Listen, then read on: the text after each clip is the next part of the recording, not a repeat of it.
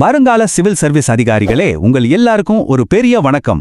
நாம current affairs படிக்கும்போது எத்தனையோ விருதுகள், எத்தனையோ பேர்கள், அடங்கப்பா இது எல்லாம் எப்படி ஞாபகம் வச்சுக்கிறதுன்னு ஒரு மலைப்பு வரும் இல்லையா? கவலைப்படாதீங்க. இன்னைக்கு நாம பார்க்க போறது வெறும் மனப்பாடம் செய்ய வேண்டிய ஒரு லிஸ்ட் கிடையாது. இது உங்க மெயின்ஸ் தேர்வுல உங்க மார்க்ஸை அள்ளி கொடுக்க போற ஒரு தங்கச் சுரங்கம். ஆமா, விருதுகள் பத்தின நியூஸை எப்படி நாலேஜா மாத்தி அந்த நாலேஜை எப்படி மார்க்ஸா கன்வெர்ட் பண்றதுன்னு தான் நாம பார்க்க போறோம். இந்த கேள்வியை உங்களுக்கு நீங்களே கேட்டுக்கோங்க. பிரிலிம்ஸுங்கிறது வெறும் நுழைவுச்சீட்டு தான், ஆனா மெயின்ஸ் தான் அசல் ஆட்டம்.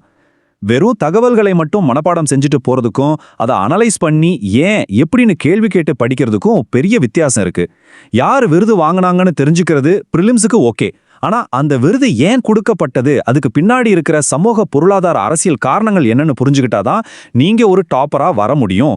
ஒரு ஸ்மார்ட்டான ஆஸ்பிரண்ட் அந்த விருதுகளை ஜிஎஸ் பேப்பர்ல எப்படி ஒரு ஆயுதமா பயன்படுத்தலாம் தான் யோசிப்பாங்க.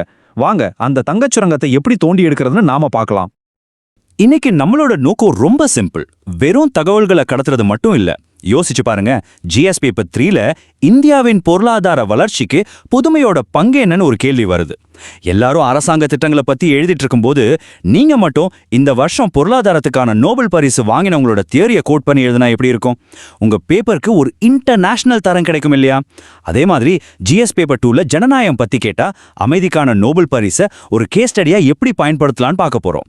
இந்த சின்ன சின்ன டெக்னிக் தான் உங்க மார்க்கை 10க்கு 4ல இருந்து 6க்கு கொண்டு போகும். அந்த 2 மார்க் தான் உங்க ரேங்கையே தீர்மானிக்கும். சரி, வாங்க டீட்டெயிலா பார்ப்போம். சரி, நம்ம அனாலிசிஸை ஸ்டார்ட் பண்ணலாம். எந்த ஒரு பெரிய கட்டடத்துக்கும் அஸ்திவாரம் ரொம்ப முக்கியம் இல்லையா? அதே மாதிரி தான் நம்ம மெயின்ஸ் பதில்களுக்கு அடிப்படையான உண்மைகள், அதாவது ஃபேக்ட்ஸ் ரொம்ப ரொம்ப முக்கியம். அடுத்த ஸ்லைட்ல நாம பார்க்க போறது வெறும் பெயர் பட்டியல் கிடையாது, அது நம்ம அனாலிசிஸ்க்கான மூலப்பொருட்கள். இங்க இருக்கிற ஒவ்வொரு பேரும் ஒவ்வொரு விருதும் உங்க மெயின்ஸுக்கான ஒரு பாயிண்ட். ஸோ ரொம்ப கவனமா பாருங்க. ஓகே, இந்த முக்கியமான லிஸ்ட்டை பாருங்க. முதல்ல உலகத்தோட கவனத்தை ஈர்த்த நோபல் பரிசுகள். அமைதிக்கான நோபல் பரிசு மரியா கொரினா மச்சாடோவுக்கு. இது GS2ல ஜனநாயகம், மனித உரிமைகள் டாபிக்கு ஒரு பெர்ஃபெக்ட் கேஸ் ஸ்டடி. அடுத்து பொருளாதாரத்துக்கான நோபல் பரிசு மோகிர், அகியோன், ஹோவிட் 3 பேருக்கு. இவங்களோட ரிசர்ச் இந்தியாவோட $5 trillion எக்கானமிக் கனவுக்கு எப்படி உதவும்னு அப்புறமா பார்ப்போம். இலக்கியத்துக்கான நோபல் லாஸ்லோ கிராஸ்னாஹோர்காய்க்கு. இது நம்ம எஸ்ஏ பேப்பருக்கு ரொம்ப யூஸ் ஆகும். இப்போ இந்தியாவுக்கு வருவோம். ரொம்ப முக்கியமா BV நரசிம்மராவ் விருது நம்ம முன்னாள் பிரதமர் டாக்டர் மன்மோகன் சிங் இருக்கு. இது 1991 பொருளாதார சீர்திருத்தங்கள் பத்தின எந்த கேள்வி வந்தாலும் நீங்க எழுத வேண்டிய ஒரு முக்கியமான பாயிண்ட்.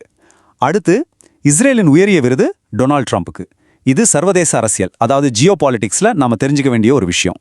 கடைசியா அடிமட்டத்துல மாற்றத்தை ஏற்படுத்துற 2 விருதுகள். அம்ஷி பிரசன்னகுமாருக்கு கிருஷி மீடியா விருது. இது GS3 அக்ரிகல்ச்சருக்கு ரொம்ப முக்கியம். அப்புறம் யூனிஸ் அகமதுக்கு கேமல் சர்வதேச விருது. இந்த ஒவ்வொரு பேரையும் ஞாபகம் வச்சுக்கோங்க. இதெல்லாம் வெறும் பேர்கள் இல்ல, உங்க மார்க்ஸை கூட்ட போற மந்திர சொற்கள். ஓகே, இதுவரைக்கும் என்ன நடந்ததுன்னு பார்த்தோம். இப்போதான் ரொம்ப முக்கியமான கட்டத்துக்கு வரும். ஏன் இந்த விருதுகள், குறிப்பா நோபல் பரிசுகள் உலக அளவில் ஏன் இவ்ளோ முக்கியத்துவம் பெறுது? இது உங்க GS பேப்பர் 2ல வர இன்டர்நேஷனல் ரிலேஷன்ஸ் பகுதிக்கு நேரடியா சம்பந்தப்பட்டது. நோபல் பரிசுங்கிறது ஒரு தனி நபருக்கான அங்கீகாரம் மட்டும் இல்ல, அந்த வருஷம் இந்த உலகம் எந்த கொள்கைகளுக்கு முக்கியத்துவம் கொடுக்குது, எதை நோக்கி சிந்திக்குதுன்னு காட்டுற ஒரு பவர்ஃபுல்லான சிக்னல் அது. அமைதிக்கான நோபல் பரிசுக்கு ஏன் இவ்ளோ மதிப்பு? ஏன்னா அது ஜனநாயகம், மனித உரிமைகள் மாதிரி உலகத்துக்கே பொதுவான கொள்கைகளை தூக்கி பிடிக்குது.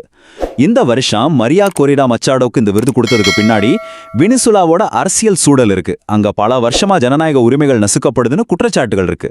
இந்த மாதிரி ஒரு சூழல்ல மச்சாடோவோட போராட்டம் ஜனநாயகத்துக்கான ஒரு உலகளாவிய போராட்டத்தோட சின்னமா மாறுது. நீங்க நல்லா புரிஞ்சுக்கணும், ஒரு நாட்டுல ஜனநாயகம் பாதிக்கப்பட்டா அது அந்த நாட்டோட பிரச்சனை மட்டும் இல்ல, அது அகதிகள் பிரச்சனை, தீவிரவாதம்னு பல வடிவங்கள்ல உலக அமைதிக்கே ஒரு அச்சுறுத்தலா மாறும். இந்த ஆங்கிள் நீங்க ஒரு பாயிண்ட் எழுதும்போது உங்க ஆன்சர் ரொம்ப ஆழமானதா இருக்கும். இந்த ஸ்லைட்ல இருக்கிற ஒவ்வொரு பாயிண்ட்டையும் பாருங்க. டெமோக்ரஸி அண்ட் இட்ஸ் சேலஞ்சஸ், இல்லனா ரோல் ஆஃப் சிவில் சொசைட்டி மாதிரியான தலைப்புகள்ல கேள்வி வந்தா இதை ஒரு நேரடி உதாரணமா நீங்க பயன்படுத்தலாம். அது மட்டும் இல்ல, GS பேப்பர் 4, அதாவது எத்திக்ஸ் பேப்பருக்கு இவங்க ஒரு சூப்பர் கேஸ் ஸ்டடி. பொது வாழ்க்கையில இருக்கிற ஒருத்தர் எப்படி தார்மீக துணிச்சலோட, அதாவது மாரல் கரேஜோட செயல்படணும்னு கேட்டா எல்லா அழுத்தத்துக்கும் மத்தியில கொள்கைக்காக போராடுற மரியா மச்சாடோவோட பேரை நீங்க தைரியமா எழுதலாம். இது ஒரு சிவில் சர்வன்ட்க்கு இருக்க வேண்டிய முக்கியமான குணம். இந்த ஸ்லைட்ல ரொம்பவே சுவாரஸ்யமான ஒரு விஷயம் இருக்கு. இது GS பேப்பர் 3யோட இதய பகுதியினே சொல்லலாம். இன்னோவேஷன் லெட் எக்கனாமிக் growthனா என்ன? சிம்பிளா சொல்லணும்னா வெறும் ஆட்களை வச்சோ பணத்தை வச்சோ மட்டும் ஒரு நாடு நிரந்தரமா வளர முடியாது. புது புது ஐடியாக்கள், புது டெக்னாலஜி, புது சிந்தனைகள், இதுதான் உண்மையான நீடிச்ச வளர்ச்சிக்கு வழிவகுக்கும். இந்தியா $5 trillion பொருளாதாரம் ஆகணும், விக்சிட் பாரத் 2047 இலக்கை அடையணும்ல, இந்த கான்செப்ட் ரொம்ப ரொம்ப முக்கியம். இந்த 3 பொருளாதார நிபுணர்களோட ஆராய்ச்சி இந்தியாவுக்கு ரொம்பவே பொருந்தும். குறிப்பா அகியோன் மற்றும் ஹோவிட்டோட கிரியேட்டிவ் டிஸ்ட்ரக்ஷன் கான்செப்ட். அப்படின்னா என்ன? ரொம்ப சிம்பிள். ஒரு பழைய திறமையில்லாத சிஸ்டமை அழிச்சிட்டு அதுக்கு பதிலா ஒரு புது சூப்பரான சிஸ்டமை கொண்டு வர்றது. நம்ம யூபிஐ ஒரு பெஸ்ட் உதாரணம். அது வந்த பிறகு பழைய பேங்கிங் முறைகள்லாம் எப்படி மாறிடுச்சு பாத்தீங்களா? அதுதான் கிரியேட்டிவ் டிஸ்ட்ரக்ஷன். இப்போ ஓஎன்டிசி பெரிய காமர்ஸ் கம்பெனிகளுக்கு போட்டியா வளர்ந்து வருது. இதுதான் வளர்ச்சியை தோண்டும். நீங்க R&D ஸ்டார்ட் அப் இந்தியா பத்தி எழுதும்போது அகியோன் மற்றும் ஹோவிட் பெயரை கோட் பண்ணீங்கன்னா உங்க ஆன்சர் தனிச்சு தெரியும். இலக்கியத்துக்கான நோபல் பரிசு நேரடியா நம்ம சிலபஸ்ல வராட்டியும் உங்க எஸ்ஏ பேப்பருக்கு இது ஒரு பெரிய வரம். இலக்கியம் ஒரு சமூகத்தோட கண்ணாடி மாதிரி. உதாரணத்துக்கு, தொழில்நுட்ப வளர்ச்சி சமூக அந்நியப்படுதலுக்கு வழிவகுக்கிறதான்னு ஒரு தத்துவார்த்தமான தலைப்புல எஸ்ஏ வந்தா பொதுவான பாயிண்ட்ஸ் மட்டும் எழுதாம கிராஷ்னாஹோர்காய் மாதிரி எழுத்தாளர்களோட படைப்புகளை மேற்கோள் காட்டி உங்க கட்டுரைக்கு ஒரு ஆழத்தையும் ஒரு மனிதாபிமானத்தையும் நீங்க கொடுக்கலாம். சரி, இப்போ உலக அளவுல இருந்து நம்ம இந்தியாவுக்கு வருவோம். குளோபல் எக்ஸாம்பிள்ஸ் முக்கியம்தான். ஆனா இந்திய உதாரணங்களை சேர்த்து எழுதும்போது தான் உங்க பதிலுக்கு ஒரு நம்பகத்தன்மை கிடைக்கும். இந்த உள்நாட்டு விருதுகள் இந்தியாவோட நிர்வாகம், பொருளாதாரம் பத்தின முக்கியமான பார்வைகளை நமக்கு கொடுக்குது. டாக்டர் மன்மோகன் சிங்கிற்கு PV நரசிம்மராவ் விருது கொடுத்ததோட வரலாற்று முக்கியத்துவத்தை இந்த டைம்லைன் அழகா விளக்குது. 1991க்கு முன்னாடி இந்தியா லைசன்ஸ் ராஜ்ங்கிற கட்டுப்பாடுகள்ல சிக்கி இருந்துச்சு. ஒரு சின்ன தொழில் தொடங்கணும்னா கூட பல அனுமதிகள் வாங்கணும். 1991ல நம்ம நிலைமை ரொம்ப மோசம். வெறும் சில வாரங்களுக்கு இறக்குமதி செய்யக்கூட நம்ம கிட்ட அந்நிய செலவணி இல்ல. நம்ம தங்கத்தையே அடமான வைக்க வேண்டிய நிலைமை. அந்த நெருக்கடியான நேரத்துல ராவ் சிங் கூட்டணி எடுத்த துணிச்சலான LPG சீர்திருத்தங்கள் தான் இன்னைக்கு இந்தியா பொருளாதாரத்துல இவ்ளோ உயரத்துல நிக்கிறதுக்கு அடித்தளம். டாக்டர் சிங்கோட பங்களிப்புகள் நமக்கு GS பேப்பர் 3, 4 ரெண்டுக்குமே பாயிண்ட்ஸ் கொடுக்குது. 1991 சீர்திருத்தங்கள் பத்தி எழுதும்போது அவர் ஆர்கிடெக்ட்னு சொல்றது உங்க பதிலுக்கு ஒரு வலு சேர்க்கும். அவர் கொண்டு வந்த MGNREGA மாதிரி திட்டங்கள் இன்க்ளூசிவ் growthக்கு ஒரு சிறந்த உதாரணம்.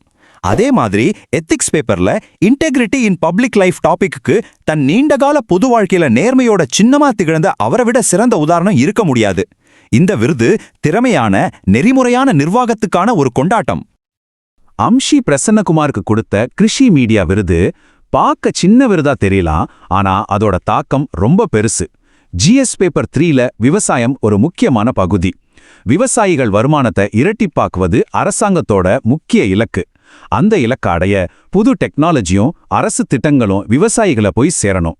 அந்த இடத்துல தான் அம்ஷி பிரசன்னகுமார் மாதிரி வேளாண் ஊடகவியலாளர்கள் ஒரு பாலமா செயல்படுறாங்க. நீங்க விவசாயம் பத்தி எழுதும்போது வெறும் டெக்னாலஜியை பத்தி மட்டும் பேசாம அது எப்படி விவசாயிகளை சென்றடையுதுன்னு எழுதும்போது இந்த விருதை ஒரு நல்ல உதாரணமா காட்டலாம். நண்பர்களே, இவ்வளோ நேரம் என்ன ஏன்னு நிறைய விஷயங்கள் கத்துக்கிட்டோம். இப்போதான் ரொம்ப ரொம்ப முக்கியமான பகுதிக்கு வரோம். எப்படி கத்துக்கிட்ட விஷயத்த எப்படி பரீட்சையில பயன்படுத்தி மார்க்கா மாத்துறது? அறிவுங்கிறது பயன்படுத்தும் போதுதான் சக்தியாகும். வாங்க அந்த சக்தியை எப்படி உருவாக்குறதுன்னு பார்ப்போம். இந்த மைண்ட் மேப்பை ஒரு நிமிஷம் நல்லா பாருங்க. இது உங்க சிந்தனையை ஒழுங்குபடுத்த ரொம்ப உதவும். பாருங்க, GS2ல IR டாபிக்ல இஸ்ரேல் விருதை ஜியோபாலிட்டிக்ஸோட கனெக்ட் பண்ணலாம். GS3ல பொருளாதாரம் பத்தி கேட்டா நோபல் பரிசு, PVNR விருது, கிருஷி மீடியா விருது, இந்த மூணையும் சேர்த்து ஒரு முழுமையான பதிலே எழுதலாம். இப்படி பல கோணங்கள்ல ஒரு விஷயத்தை அணுகும்போது தான் உங்க பதில் ஒரு மல்டி டைமென்ஷனல் ஆன்சரா மாறும். இதுதான் அதிக மார்க் வாங்குறதோட ரகசியம். பொருளாதாரம் சம்பந்தமான கேள்விகளுக்கு உங்க பதில இந்த மாதிரி ஒரு பவர்ஃபுல்லான மேற்கோளோட தொடங்குங்க. புதுமைதான் பொருளாதார வளர்ச்சிங்கிற இன்ஜினோட எரிபொருள்னு சொல்லிட்டு நோபல் பரிசு வாங்கின அகியோன் ஹோவிட் பத்தி விளக்க ஆரம்பிச்சிங்கன்னா உங்க பேப்பரை திருத்துறவங்களுக்கு முதல் வரியிலேயே ஒரு நல்ல இம்ப்ரெஷன் கிடைக்கும்.